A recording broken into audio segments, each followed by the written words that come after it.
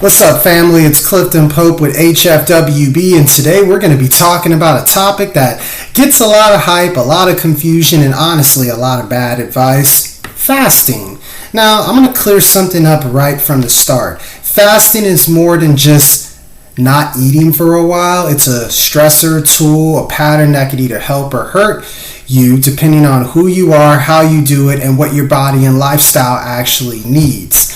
In this video, I'm going to break down what fasting really is, the different types, the real benefits, and the practical takeaways you should know before jumping into it. So let's get right into it, y'all. Fasting is a tool. It's not magic. First things first, fasting is not magic. A lot of people treat fasting like it's some secret hack that automatically fixes fat loss, insulin issues, inflammation, energy, and even discipline. It can do those things, but fasting is really just time without calories. That's it. Now, that can be absolutely useful, really. Why do you ask? Because some of the benefits of fasting come from reduced calorie intake over time, improved insulin sensitivity, and simply giving the digestive system a break. Fasting is a tool, not a cure for all. If your overall lifestyle is chaotic, like bad sleep, high stress, processed food, no movement, and emotional eating, then fasting alone is not going to save you. You still need a full picture approach. You got to incorporate your movement. You got to incorporate proper hydration. You got to incorporate mindful eating, the proper amount of rest, things like that. Different types of fasting do have different effects. Next thing I want y'all to understand is that not all fasting is the same. There's different kinds and they affect people differently. Common types include intermittent fasting, 16 hours fast, 8-hour eating window, 14-hour fast, 10-hour eating window, 12-hour fast, 12-hour eating window. You know where I'm going with this. That just means you're eating within a certain daily window. There's time-restricted eating. This is similar. It's just basically a structured eating window based on time, something that I have a couple of my clients do. There's the longer fast, which is something I like to do personally. You got your 24-hour, 36-hour, 48 to 72-hour. Me personally, I always like to do at least a 36 to 48-hour fast every single week, undebatable. And then I do at least a 72-hour or longer fast once a month. I'm currently doing my 4-day fast for the month of April as we speak. Now, these are usually approaches with more caution and more supervision, especially if you have health conditions, medication use involved, low energy to begin with. And that part really matters because the effects of fasting does depend on the duration, how often you're doing it, and what you're eating when you're not fasting.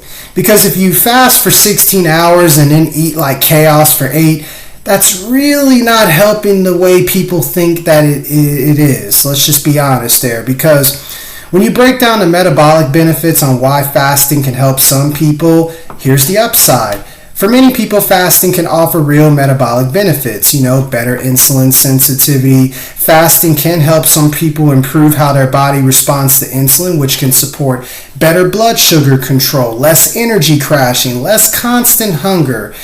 How about the fat loss support? Fasting can help with fat loss, not because it's magical, but because it can help some people naturally reduce their overall calorie intake. In simple terms, if you eat in a smaller window, you may eat less overall without obsessing about food all day. Let's talk about the cardiometabolic markers. In the right context, fasting can support improvement in things like triglycerides, blood pressure, and some markers of metabolic health. But again, that phrase matters in the right context because fasting isn't automatically good just because you're doing it. The context matters. You got to incorporate sleep. You got the exercise, the mindful nutrition quality, hydration, consistency within all of that. Then We talk about the brain and cellular effects. This is my personal favorite. This is where people get excited about fasting, and for good reason, because periods without energy intake may support some deeper internal processes. That's where autophagy comes in, which is basically the body's cellular cleanup process. When you go without food for certain periods, your body may start clearing out damaged or less efficient cellular material. That's one reason fasting gets so much attention in longevity and wellness conversations. Then you got your mitochondrial support, where fasting may also support the mitochondrial health, which matters because mitochondria are basically the energy factors of your cells. Better function there can support better energy production. Let's talk about the mental clarity aspect of it. Some people report sharper focus and clearer thinking during fasts. That's why I always like to do majority of my work while I'm fasting, because it allows me to focus in on what it is that I need to get done. Now, not everybody feels that. I get it. Some people feel amazing and some people feel awful.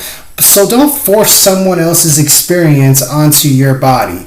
But yes, there are real reasons why fasting can be mentally clarifying for certain people. Now, here's some practical takeaways on all of this. So what should you actually do with all of this? Stop treating fasting like a magic trick. It's a tool. Utilize it wisely. Match the method to the person. Not everybody needs long fasts, extreme protocols, or social media style discipline challenges. Some people do great with simple 12-hour fast and 12-hour eating window, or the 14-hour fast and 10-hour eating window. Pay attention to the full picture. If you're fasting but also sleeping 5 hours, stressed out, under eating protein, binging at night, your body may not be thriving. It may just be surviving. Don't ignore how you feel. Ask yourself, is my energy better? Is my mood stable? Am I thinking more clear? Am I eating with more control or less? If fasting is making you obsessed with food, more anxious, more likely to binge or physically run down, it may not be the right tool for you right now. Build your foundation first. Before you get fancy with fasting, focus on better sleep, hydration, more protein, less stress, a lot more movement, and eating with more awareness. Now, that foundation alone matters more than forcing a fasting schedule you can't sustain. So here's the bottom line. Fasting can be helpful. It can support metabolism, blood sugar, cellular cleanup, and even mental clarity for some people. But it's not magic. It is not automatically healthy just because it sounds disciplined. It is a tool. And the smartest thing you can do is use that tool in a way that fits your body, your goals, your lifestyle, and your current season. If you want help figuring out how fasting, nutrition, movement, and recovery fits into a real holistic approach, that's what we work on inside the HFWB Exercise Transformation Program. And if this video helps you, make sure you like, subscribe, and share it with someone who needs a more honest take on fasting.